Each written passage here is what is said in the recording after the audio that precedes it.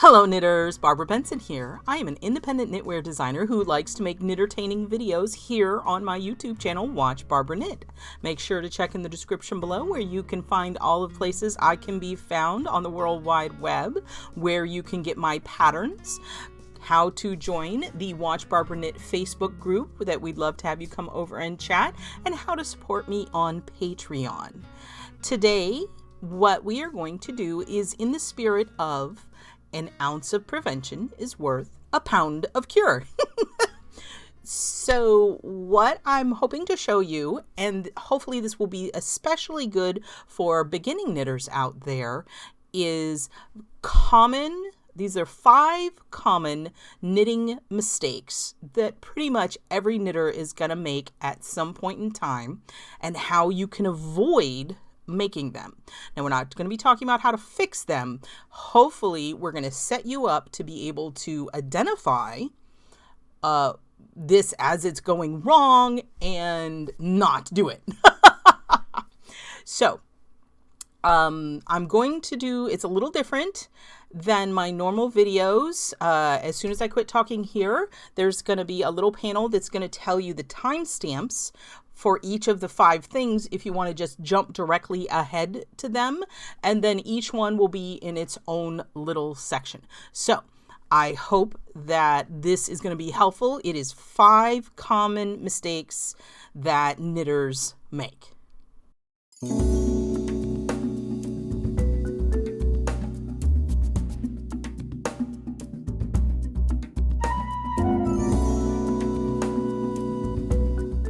So you pick your work up and you're like, what happened here? You're working in stockinette, which means you're knitting the knit rows and purling, knitting on the right side and purling on the wrong side. And you know that's what you've been doing.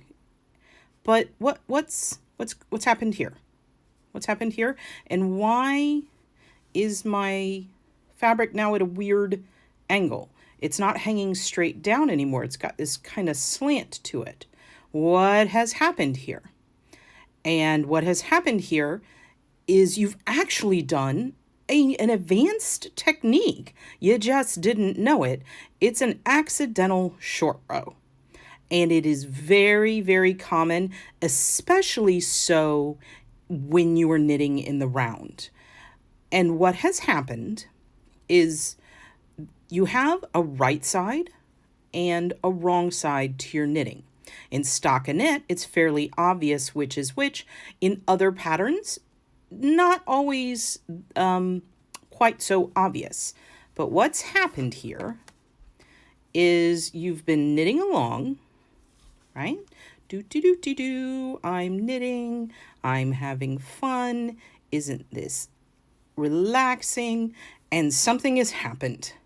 Your timer for your biscuits has gone off or whatever, and you've put your knitting down. Oop, put my knitting down.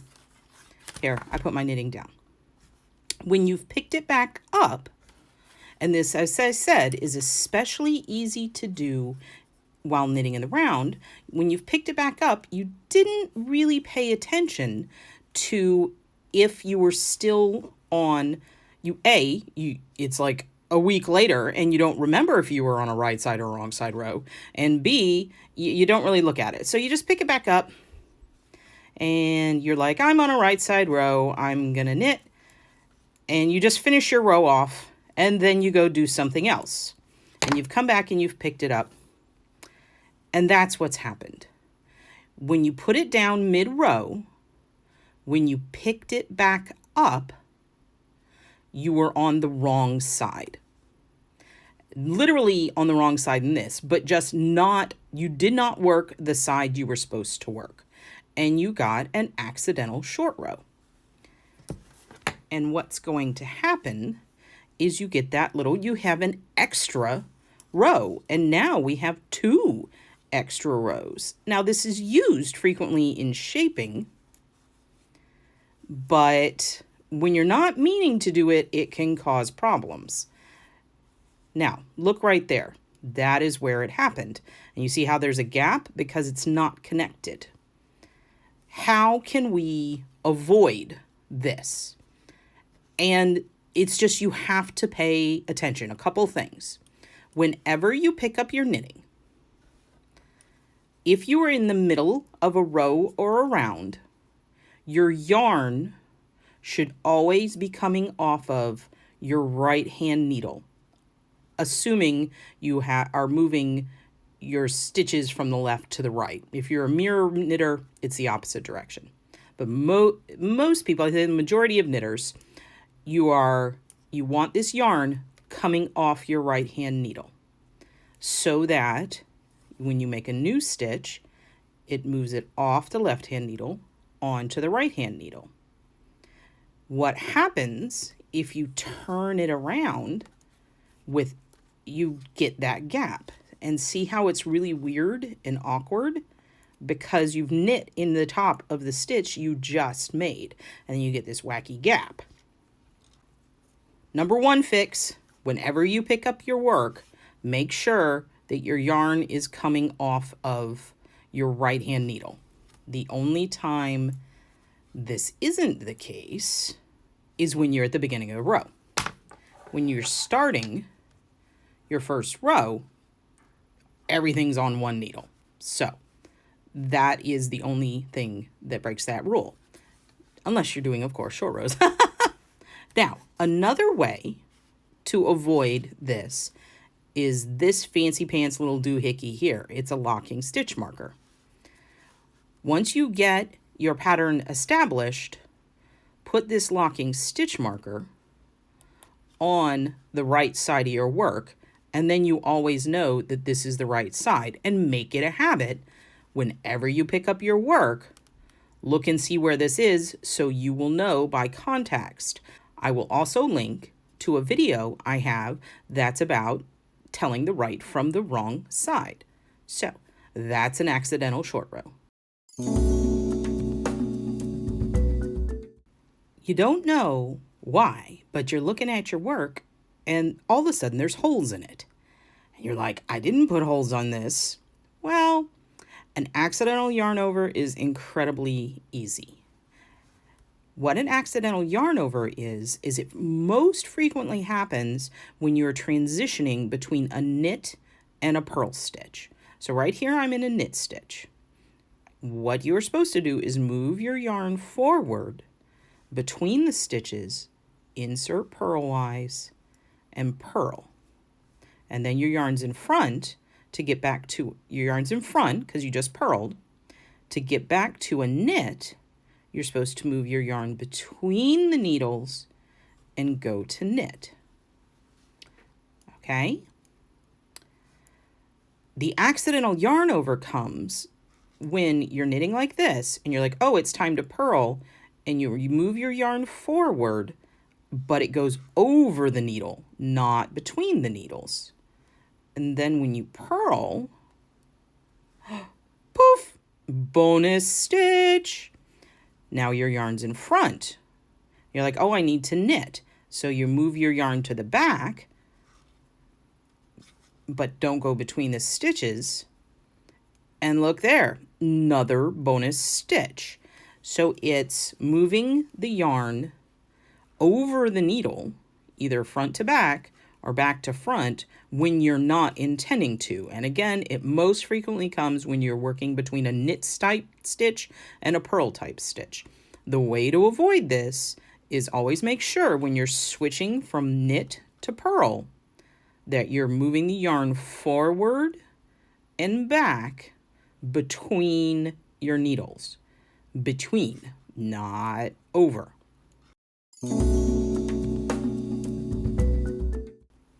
I'm switching out the yarn for this because this particular issue is frequently materials related. Some yarns are more prone to splitting than others, and some needles are more prone to splitting yarn than others. The pointier your needle, the more likely you are to split the yarn, and the more plies or the more loosely spun your yarn is, the splittier it tends to be. What do I mean by split? This is one of the big issues. So I'm going to do it on purpose. It hurts me to do this. It's normally you're supposed to insert, and you insert into this hole, right?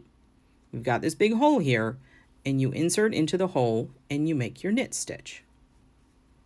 Splitting a stitch is when instead of inserting the hole, you split your yarn. See if I can show you what I've done. Focus, please. There we go.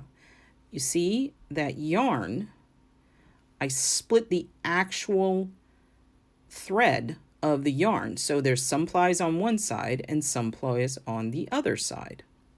All right. So if I insert like that and then knit and pull it through, I get this lovely, lovely effect. Look at that. See? Doesn't that look bad? This also can be a source of bonus stitches, because if you are not really paying attention and you split, see, split that stitch, knit it, and see how I just knit through and it didn't slide off, you'll be like, oh, there's the next stitch. And now you've taken, it doesn't look yucky like this. It doesn't have this chunk hanging off the front, but it does. You have two stitches coming out of this one stitch. You have the nefarious bonus stitch. See how that's split? So the way to avoid this is properly matching your needles and your yarn. If you're working with a yarn that's splitty, then making sure you use a needles that have a blunter tip can be helpful. And sometimes the only solution is you just gotta pay attention and see and watch your stitches and see when you split them. Now I'm going to grab my other, just in case there's contrast, because this one is for people who have different contrast needs. This yarn isn't as splitty, but I can split it if I try. So I gotta try pretty hard though. If these were super pointy needles, see, there we go. See, I only caught that little strand right there. Oh, look, and now I'm gonna knit again, and there we go. So we've got these two stitches where there should only be one, and that funkiness is happening. Let's do a great one where I've split it and it pops off. And now we've got this weird little floof that's gonna annoy me because it's gonna be visible in your work. See, it's got that weird little bit hanging off the front. And actually, the worst is when you only catch a tiny, tiny bit. Here, let me get this. So let's see, I only caught that little tiny bit. And then you've got like this whole extra floppy stitch thing going on. See how here it is? So like the whole stitch, it makes immense. So that is if you're looking at your knitting and you're like, what happened there and why do I have extra stitches? You might have split a stitch. So this one is pretty context specific. It happens most frequently when you are knitting flat, and it only happens at the beginning of a row. You can make this happen in other contexts, and once you've seen it, you can avoid it. So I'm just about to finish my row. All done. And now I need to turn over. So instead of dropping this yarn and turning over, I just rotate it in my hand like this, and look, right there. See how my yarn's coming up? And it looks like I have two stitches here, and then I would knit into both of those, and you would have bonus stitches. When you turn your work over, you have to make sure that your yarn is coming from behind your needle. You see? And there's that one stitch. Here, bonus stitch. Now, let me do this with my yarn held in the English style. There's my hand. There's my yarn. Again. So I just finished that stitch. Here, I've wonkied that stitch out. Hello. Gotcha. So, insert, wrap, and then I turn, swap needles, and oopsie-doo, there it is. You see how it's cranked back like that?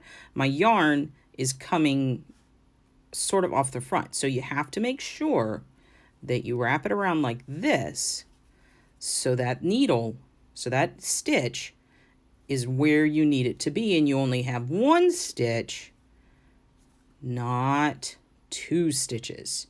Because if you knit both those, you're just going to keep on growing off of the edges. So that is, I guess we could call that a twinned stitch. And actually, it's a technique that is used in certain short row applications that you do it on purpose. And again, a lot of these things that we're talking about have, like the accidental short row, have actual purposes. But if you do them when you're not intending to do them, they can cause a problem. So just paying attention is one way to deal with it. Another way to deal with it is make sure you drop your yarn when you flip it over, and when you pull it up, it's going to be like this. Don't pull it up this way. Accidentally twisting stitches. Now I want to make it clear that there are times when you twist stitches on purpose, but this is when you've done it by accident. I'm going to show you. See how in this here, the knit stitch has this open V on the bottom. See right here?